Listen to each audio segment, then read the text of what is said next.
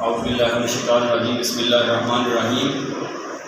आज मैं अपना एक लेक्चर जो पीछे डिलीवर किया था अपने व्यूअर्स को, लेक्चर नंबर 2, उसका पार्ट 1 डिलीवर किया था।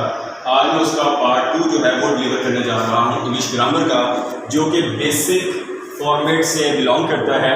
और बेसिक फॉर्मेट का जो फर्स्ट कंटेंट था वो था वर्ड। अब इसी के साथ मैं अपने व्यूअर्स को वर्ड को डिफ़ाइन करने के लिए एक छोटी सी डेफिनेशन जो है वो मैंने एक्सप्लेन की है, to express something in particular way. मैंने अपने पिछले लेक्चर में पार्टिकुलर को डिफ़ाइन किया है, जो डिपेंड करता है आपकी परफॉर्मेंस के ऊपर। अब इसी तरह मैं अपने नेक्स्ट जो है इसका नंबर 3rd पॉइंट वो उसको डिफ़ाइन करने की कोशिश करूँगा। जो नंबर 3rd पॉइंट है वो स्मॉलेस्ट यूनिट के साथ बिलोंग करता है। जो वर्ड का स्मॉलेस्ट यूनिट होगा ये किसके साथ बिलोंग करता है? ग्रामर के साथ। अब जो हम सम टाइम मैं अपने व्यूअर्स को बता दूं, जब हम रिटन फॉर्म में कोई चीज़ को लिखते हैं या हम अपने ओरली वर्ड्स में कोई चीज़ बयान करते हैं, उनको एलेबरेट करने की कोशिश करते हैं, कम्युनिकेट करने की कोशिश करते हैं या उनको समझाने की कोशिश करते हैं अपने दूसरे कंपेनियंस को, अपने दूसरे पर्सनस को, तो उस वक़्त हम किस तरह से अपने अल्फाज को अदा करते हैं, यानी कि अपने अल्फाज की प्रेजेंटेशन कैसे बनाते हैं। ये जो मैंने स्मॉलेस्ट यूनिट को डिफ़ाइन किया है, ये जो स्मॉलेस्ट यूनिट है ये ग्रामर के साथ बिलोंग करता है। इसके भी 2 फॉर्मेट हैं। नंबर 1 फॉर्मेट जो इसका है रिटन फॉर्मेट, और जो सेकंड फॉर्मेट इसका है वो स्पीच एंड स्पीक फॉर्मेट के साथ बिलोंग करता है।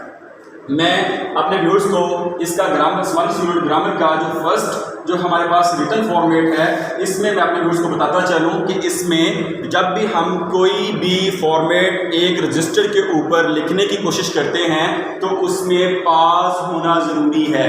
पास का मतलब स्पेस होना ज़रूरी है। स्पेस का मतलब क्या है? उसमें थोड़ा थोड़ा फासला होना ज़रूरी है। जब हम फासला नहीं देंगे तो हमारा सेंटेंस जो है वो अंडरस्टैंडेबल नहीं होगा। जैसे कि मैंने अपने व्यूअर्स को ये दिखाता हूँ, अगर क्लोज करके देखा जाए, I do not play cricket, लेकिन जब इसको मैंने साथ जोड़ के लिखा है, इसमें स्पेस नहीं दी, तो ये स्टेटमेंट क्या हो जाएगी? रॉन्ग स्टेटमेंट हो जाएगी। इसको मैंने मॉडिफाई करके I do not play cricket, इसके सामने मैंने गुड का निशान लगाया है, जिससे मेरे व्यूअर्स को समझने में आसानी हो जाएगी कि जो रिटन फॉर्मेट जो होती है ग्रामर की, उसमें स्पेस होना ज़रूरी है। अब मैं चलता हूँ सेकंड फॉर्मेट में, जो स्पीच एंड स्पीक के साथ बिलोंग करती है। जब भी स्पीच एंड स्पीक की बात करेंगे तो उसमें पाज होना ज़रूरी है। पाज का मतलब वक्फा, यानी कि ये डायरेक्टली आपके ब्रीथ के साथ बिलोंग कर रही होती है, आपके ब्रीथ के साथ बिलोंग कर रही होती है। जब हम कोई भी वर्ड बोलते हैं तो उसको स्टैंड अलोन लेते हैं। स्टैंड अलोन से मुराद ये लिया जाता है किसी भी वर्ड को उसकी सेपरेट मीनिंग में उसको हम स्पीक करें। जैसे कि एग्जांपल है बॉल बैट इकट्ठा बोल दिया, जब मैं इसको कंबाइन बोलूँगा तो व्यूअर्स को समझ नहीं आएगी। तो बॉल एंड बैट ये करेक्ट है, इसके सामने मैंने टिक लगाया हुआ है। अप डाउन नॉट क्लियर, इसलिए अप एंड डाउन होगा। इसी तरह ये मैंने अपने व्यूअर्स को यहाँ पे इसको डिफाइन नहीं कर सका, अप डाउन को क्रॉस लगाया, इसका करेक्ट मैंने नहीं लिखा, मेरे से स्किप हो गया। मैं बताता चलो अपने व्यूअर्स को अप एंड डाउन, ये क्लियर होगा क्योंकि इसमें पास आ जाएगा। स्पीच है, ये भी मैंने यहाँ पे क्रॉस का निशान लगाया, इसका मतलब क्या है? ये गलत है। इसी तरह इसको मैंने करेक्ट फॉर्म में लिखा है स्पीक एंड चैट, यानी कि ग्रामर जब स्मॉलेस्ट ग्रामर को जब डिफाइन करते हैं रिटन और स्पीच फॉर्मेट में, तो इसको मैंने डिफाइन कर दिया है। अब मैं इसी तरह नेक्स्ट अपने रूल्स को लेके चलता हूँ। वर्ड का जो ये नंबर 3rd, ये नंबर 4th के ऊपर लेके जाना चाह रहा हूँ मैं। अब जब नंबर 4 की बात करूँगा तो उसमें मेरे रूल्स देखेंगे कि हर वर्ड जो होता है, हर वर्ड उसकी एक रूट होती है, हर वर्ड की एक रूट होती है। कोई भी वर्ड अपनी रूट के बिना अपनी आइडेंटिटी को लॉस कर देता है, लूज कर देता है, खो देता है। इसको मैंने डिफाइन किया है कि जब भी हम इसको अपना वर्ड को 1 रूट के साथ डिफाइन करेंगे तो वर्ड अपना एक मीनिंगफुल वर्ड देगा। जैसे कि मैंने अपने व्यूज को फर्स्ट लेक्चर में बताया था, each word contains on different meaning according to it performance. अब ये देखें, इफ अगर हम इन केस ऑफ वर्ड की रूट को हम क्या करते हैं, ब्रेक करते हैं। Break mean to say that इसको तोड़ देते हैं। जब तोड़ देंगे तो ये हमें मीनिंगफुल वर्ड नहीं देगा।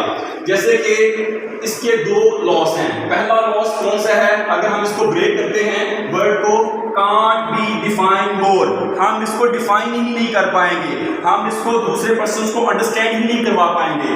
इसी तरह no regarded as a word or words, यानी कि जब हमने उसको ब्रेक कर दिया, जब हमने उसको तोड़ दिया, जब हमने उसको उसकी सेग्रीगेशन कर दी, जब उसकी सेग्रीगेशन कर दी तो उस वक्त ये कभी भी अपना एग्जैक्ट मीनिंग नहीं दे पाएगा। इसकी एग्जांपल आपके सामने है अनफेथफुल।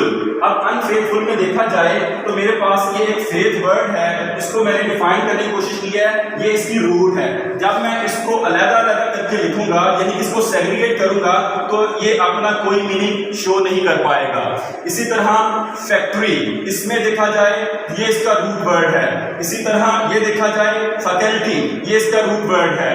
इसी तरह मैं अपने व्यूअर्स को इसका जो फर्दर जो डिटेल है वो मैं बताता चलूँ कि हर वर्ड का एक मीनिंग होता है। जैसे कि मैंने अपने व्यूअर्स को बताया था कि मीनिंगफुल होगा। अब मीनिंगफुल में देखा जाए absolute contradiction, absolute contradiction meaningful है। इसी तरह अगर मेरे व्यूअर्स ये देखें कि following words have no meanings, कैसे लखना ननकाना, ये मीनिंग नहीं दे रहे, ये एक नेम है जिसको मैं अपने पार्ट्स ऑफ स्पीच के लेक्चर में डिलीवर करने की कोशिश करूंगा कि इनका नाम क्या है। इसलिए हम it can't be an English words. इसी के साथ मैं अपने व्यूअर्स को ये भी बताता चलूं कि अगर मेरे व्यूअर्स को किसी भी किस्म की कोई गाइडलाइन चाहिए होगी तो वो मेरे इस नंबर पर मुझसे रब्ता करके गाइडलाइंस ले सकता है 0336206886 के ऊपर। उसी के साथ मैं अपने व्यूअर्स को ये भी बताता चलूँ, नेक्स्ट जो है मेरे व्यूअर्स को अपने जो है लेक्चर, मेरे लेक्चर से जो है मटेरियल, जो इंफॉर्मेटिव मटेरियल होगा उससे मुस्तफीद हो सकते हैं। शुक्रिया।